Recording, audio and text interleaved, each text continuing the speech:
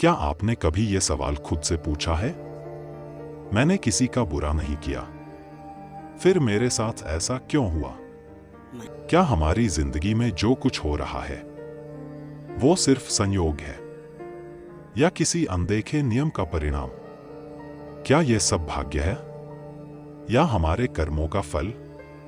आज हम इस गहरे रहस्य को समझेंगे, कहानी, शास्त्र और विज्ञान के माध्यम से एक ऐसी आध्यात्मिक यात्रा पर चलेंगे जो न सिर्फ आपके मन के सवालों का उत्तर देगी बल्कि आपके जीवन की दिशा भी बदल सकती है। कर्म क्या है? कर्म शब्द सुनते ही ज्यादातर लोग सोचते हैं जो हम करते हैं वही कर्म है। लेकिन कर्म सिर्फ बाहरी क्रिया नहीं बल्कि एक ऊर्जा है जो हर विचार, भावना और कार्य से उत्पन्न होती है।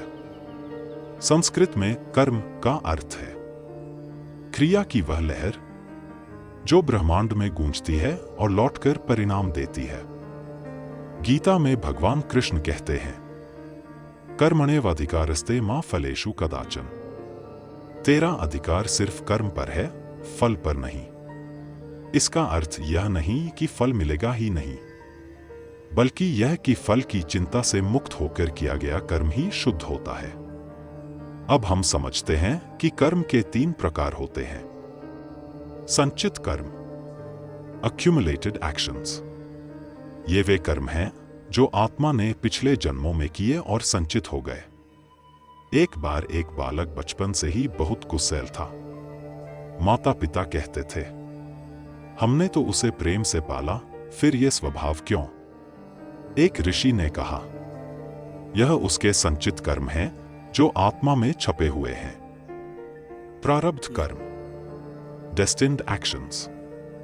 ये संचित कर्मों में से वे हैं जो इस जन्म में फल देने के लिए चुन लिए गए हैं। किस परिवार में जन्म लेना, कौन सा शरीर मिलेगा, प्रारंभिक जीवन के सुख दुख, यह प्रारब्ध है। मीराबाई राजघराने में जन्मी लेकिन भक्त बनी। उनका प्रारब्ध एक जीवन में राजकुमारी थी, पर कर्म उन्हें भक्ति की ओर ले गया। क्रियमाण कर्म, प्रेजेंट एक्शंस। यही वे कर्म हैं जो आप अभी इस क्षण कर रहे हैं। यही आपके भविष्य की दिशा तय करते हैं। आप अभी इस वीडियो को देख रहे हैं, यह भी क्रियमाण कर्म है जो आपके भविष्य की सोच और दृष्टिकोण को बदल सकता है। क्या हम कर्मों से बंधे हैं?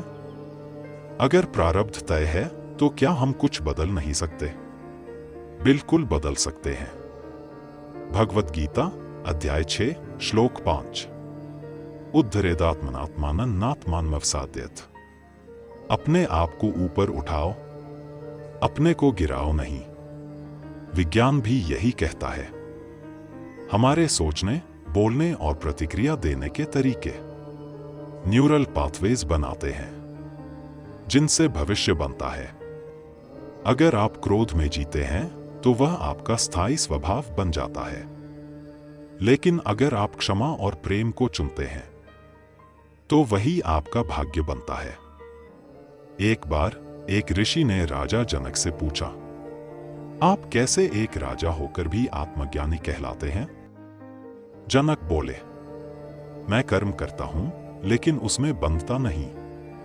मेरे हर कर्म का लक्ष्य है सेवा और धर्म। यही है कर्म योग, जहां कर्म चलता है लेकिन आत्मा स्वतंत्र रहती है। गीता कहती है, योगः कर्मसु कौशलम। कर्म में कुशलता ही योग है। कर्म और ऊर्जा। आपने कभी भूखे को खाना खिलाया? अगर निस्वार्थ भाव से किया तो आपने एक ऊर्जावान बीज बोया है। वह ऊर्जा कहीं न कहीं ब्रह्मांड में घूमती रहती है और जब आपको जरूरत होगी वह लौट आएगी। एक वृद्ध महिला रोज मंदिर के बाहर एक बच्चे को खाना देती थी। सालों बाद जब वह अस्पताल में अकेली थी तो वही बच्चा अब डॉक्टर बन चुका था। उसने निस्वार्थ सेवा की। यह है कर्म की वापसी, अदृश्य पर अचूक। आधुनिक जीवन में कर्म कैसे काम करता है? आज के दौर में भागदौड़, ऑफिस, तनाव, रिश्तों की उलझने। हर कोई पूछता है, मैं पूजा करता हूं, ध्यान करता हूं, फिर भी समस्याएं क्यों? समाधान कहाँ है? पूजा करो, पर मन में द्वेष हो तो लाभ नहीं। ध्यान करो, लेकिन विचार शुद्ध न हो तो दिशा नहीं बदलती। असली समाधान है अपने कर्मों की गुणवत्ता को समझना, किसी को अपशब्द कहना, मन में ईर्ष्या पालना, दूसरों की निंदा करना, ये भी सूक्ष्म कर्म हैं जिनके परिणाम भी मिलते हैं। योग दर्शन कहता है, चित्त की वृत्तियों का ही नाम कर्म है। जो मन को शांत कर ले वही भवसागर पार करता है। अपने कर्मों को सुधारें। अब बात करते हैं व्यवहार की। आप अपने जीवन को कैसे कर्म के आधार पर रूपांतरित कर सकते हैं? सेवा करें। हर दिन बिना अपेक्षा किसी की मदद करें। यह ब्रह्मांडीय ऊर्जा को सकारात्मक बनाएगा। आत्मनिरीक्षण करें। रात को 2 मिनट आंखें बंद करके सोचें, क्या आज मेरे कर्म किसी के लिए उपयोगी थे? संयम रखें। हर शब्द सोच समझकर बोलें। वाणी में करुणा रखें। ध्यान करें। 5 मिनट भी रोज ध्यान मन को कर्मों की दिशा दिखाता है। विनम्रता और क्षमा अपनाएं। जहां घमंड है वहां दुख की शुरुआत होती है। कर्म का सार। अब जब आपने कर्म का रहस्य समझा है तो क्या जीवन बदल सकता है? हां, बिल्कुल।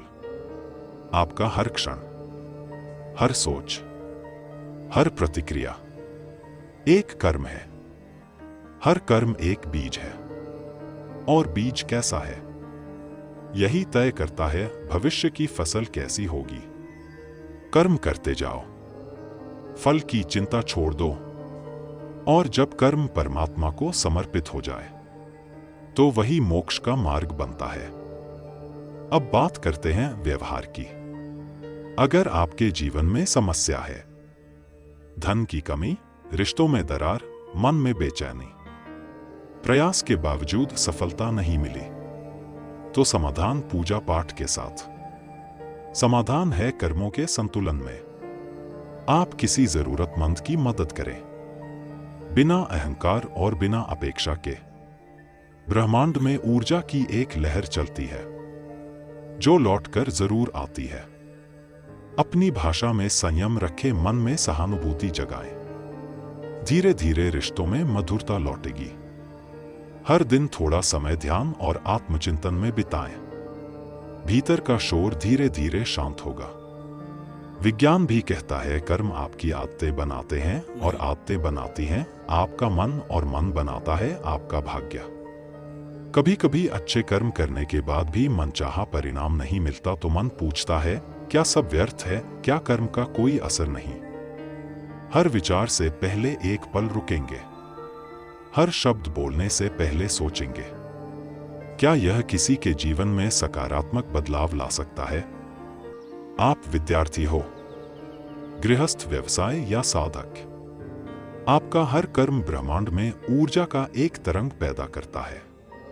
तो क्यों ना ऐसी तरंगे फैलाएं जो सिर्फ आपको नहीं बल्कि समाज, देश और पूरी मानवता को उन्नति की ओर ले जाएं। इस वीडियो को सभी के साथ साझा करें जिन्हें जीवन में नई दृष्टि की आवश्यकता है।